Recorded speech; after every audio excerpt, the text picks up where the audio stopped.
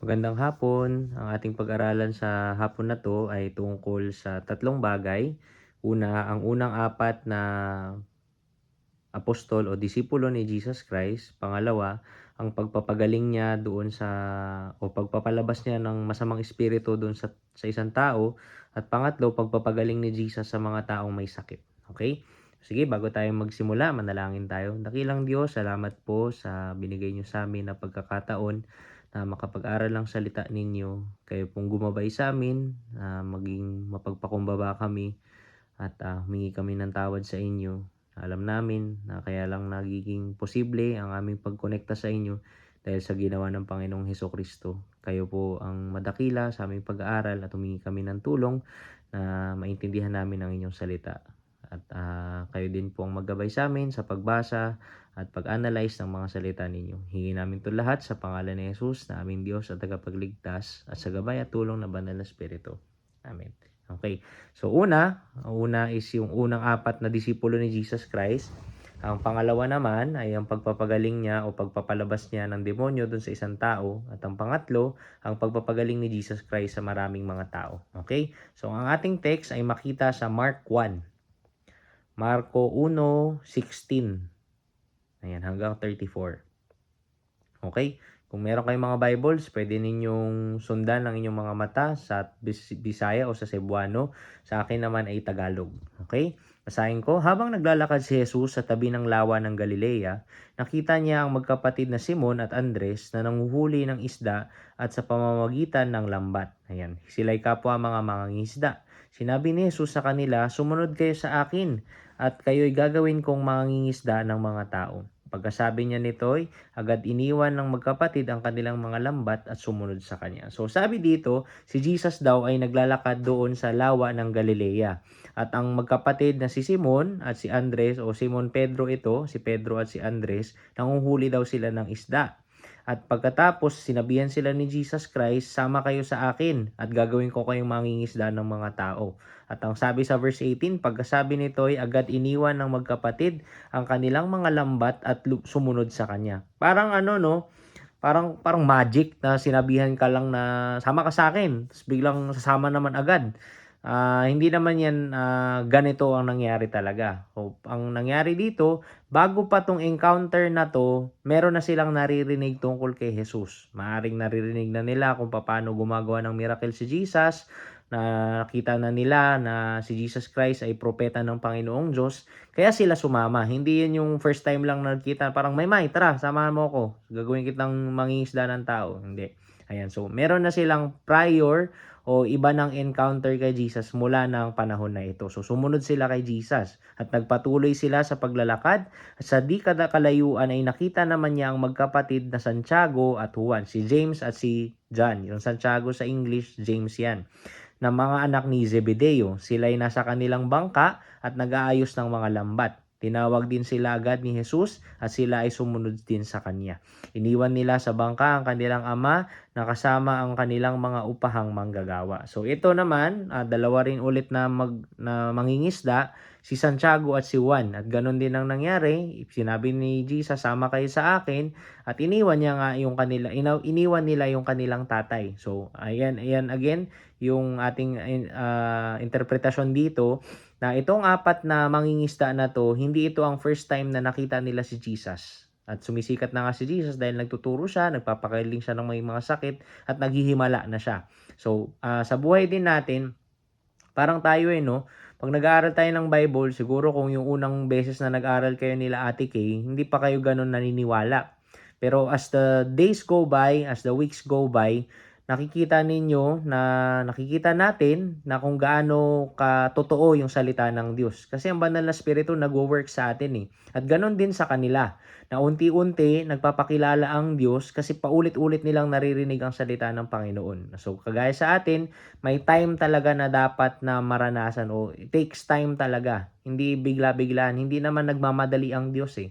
Busy man ang Panginoon sa mga nangyayari o busy ang Panginoong Hesukristo nung siya ay nagkatawan tao, pero never siyang nagmadali kasi alam niya yung saktong gagawin sa bawat panahon ng kanyang buhay. So ganun din sa kanila, kailangan ng oras para maintindihan nila na hindi hindi normal o hindi ordinaryong propeta si Jesus Christ. So, unti-unti rin nilang nakikilala ang Panginoong Hesus. So, merong apat, si Simon o Simon Pedro, si Andres, tapos si Santiago at si Juan. So, Peter, Andrew, James, and John. Yun yung kanilang,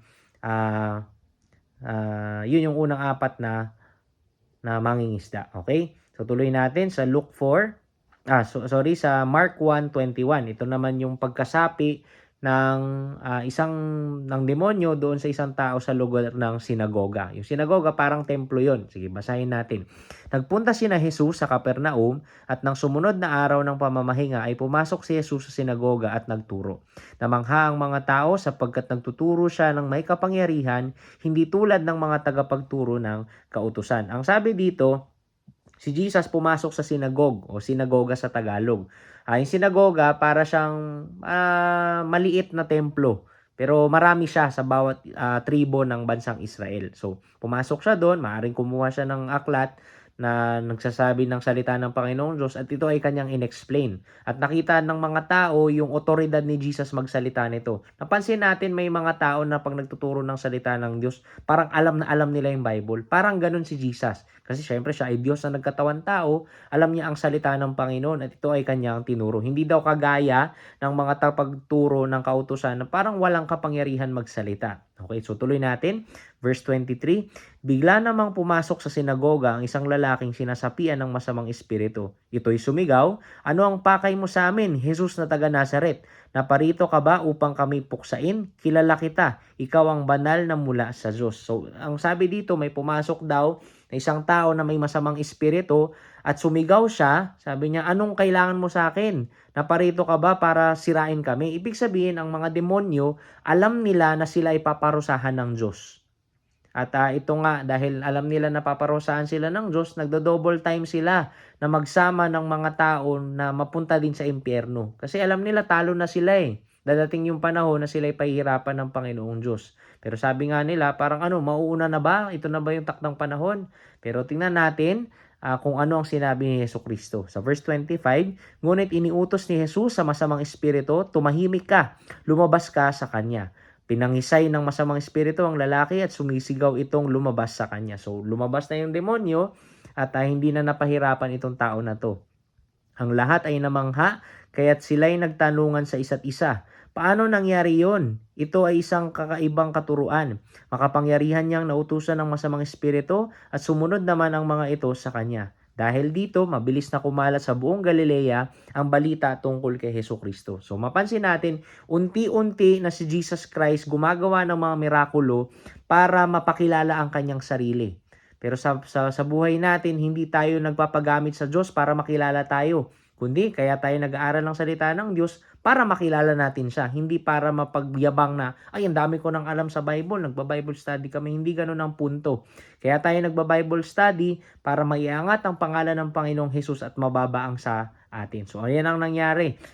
May pumasok na tao na may masamang espiritu sa sinagoga at nagsabi siya na panahon na ba namin para kami ay parusahan. Pero sabi ni Jesus Christ, pinalabas niya lang itong demonyo sa katawan ng tao na ito. At dahil dito sa pangyayari na to, maraming nanampalataya at naniwala sa kanya. So sa atin din, sa buhay natin kapag nagkakaroon tayo ng problema, wala tayong ibang matakbuhan kundi ang Panginoong Diyos. Minsan nga, ang nakakalungkot, puno-puno na tayo ng problema, nagtatampo pa tayo sa Panginoon. Pero ayaw ng Diyos na tayo ay lumayo sa Kanya. Kaya nga ang bawat kasalanan na ginagawa natin sa harap ng Diyos, na nagtatampo tayo o lumalayo tayo sa Kanya, parang gumagawa tayo ng sarili nating impyerno. Ang impyerno, panghabang buhay na pagkahiwalay sa pagmamahal ng Diyos. Pero at the same time, ang paggawa ng kasalanan ay parang hinihiwalay natin yung sarili natin sa Kanya. Kasi hindi pwedeng magsama ang kasalanan at ang Panginoong Diyos. Magkahiwalay ito na ang sa Panginoong Diyos, mga bagay na nakakaluwalhati sa Kanyang pangalan. So, ayan ang nangyayari. Merong napalabas na demonyo sa katawan ng taong ito at unti-unting nakilala ang Panginoong Hesus. Yung una nating lesson, yung apat na mangingisda, si Pedro, si Andrew, si Andres, si Santiago o si James, at saka si Juan o si John. Ayan. So, sila yung unang apat na naging disipulo ng Panginoong Hesukristo. Yung tagasama-sama ni Jesus. Okay? So, tuloy natin. Sabi dito sa Marcos 1 o Mark 1:29. Ito ay patungkol naman sa pagpapagaling ng Panginoong Jesucristo sa maraming mga tao.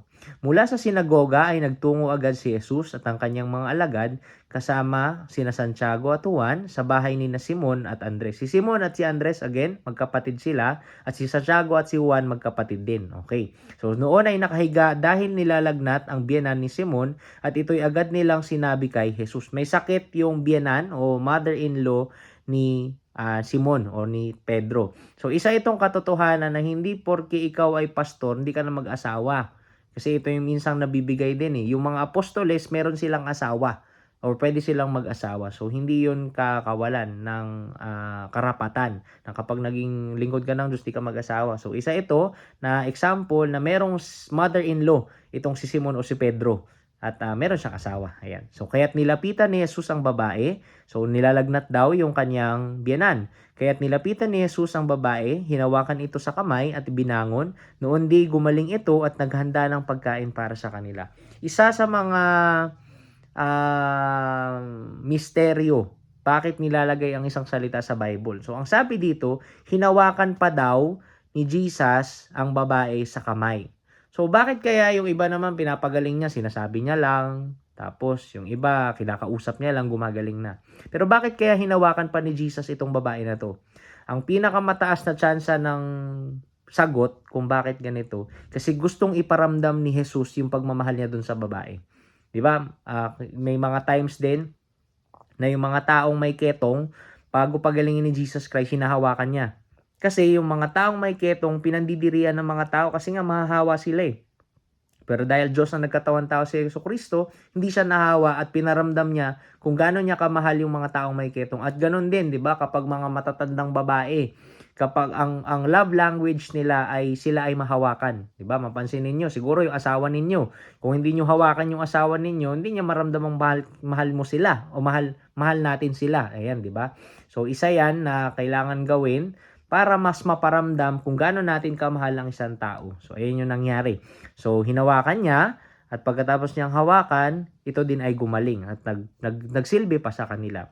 So verse 32, pagsapit ng gabi, pagkalubog ng araw, dinala kay Jesus ang lahat ng may sakit at ang mga sinasapian ng demonyo. So yung kanina isa lang yung may demonyo, ngayon marami na. Halos lahat ng mga taga roon ay nagkatipon sa harap ng bahay. Pinagaling ni Jesus ang maraming may sakit, anuman ang kanilang karamdaman. Pinalayas din niya ang mga demonyo at hindi niya hinayaang magsalita ang mga ito sapagkat alam nila kung sino siya. So, ang nangyari dyan, pinagaling ni Jesus Christ yung mga may sakit at pinalayas ang mga demonyo sa katawan ng mga tao. So, nakita natin dito yung compassion ni Jesus Christ sa mga taong may problema. So, kung ikaw sa tingin mo may problema ka ngayon, may pinoproblema ka, sigurado ang Diyos merong plano sa iyo. Siguro, maaari, una, para lumapit ka sa Kanya. Kasi kapag walang problema, hindi tayo nakakaalalang manalangin. Pero kung ikaw naman patuloy kang nananalangin sa hirap at ginhawa, maaaring gusto pa ng Diyos na mas mapag-igting yung pagmamahal natin sa Kanya o pananampalataya natin sa Kanya.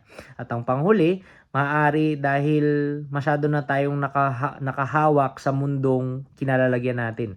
Sabi sa Biblia, unahin natin ang mga bagay na makalangit kaysa ang makalupa. So maaaring kinokorek tayo ng Diyos sa bagay na ito at ayaw niyang mapahamak tayo doon sa kanyang ubasan. So sana ito yung makita natin na kaya tayo hinahayaan ng Diyos na magkaroon ng problema ay maaaring dahil meron din tayong kamalian o tayo din yung gumawa ng problema na yun. So sana sa buhay natin na ito, kahit anong mangyari, kahit na anong pagsubok ang dumating, nakakapit tayo sa Panginoong Diyos. So yun yung tatlo na main na pinag-aralan natin.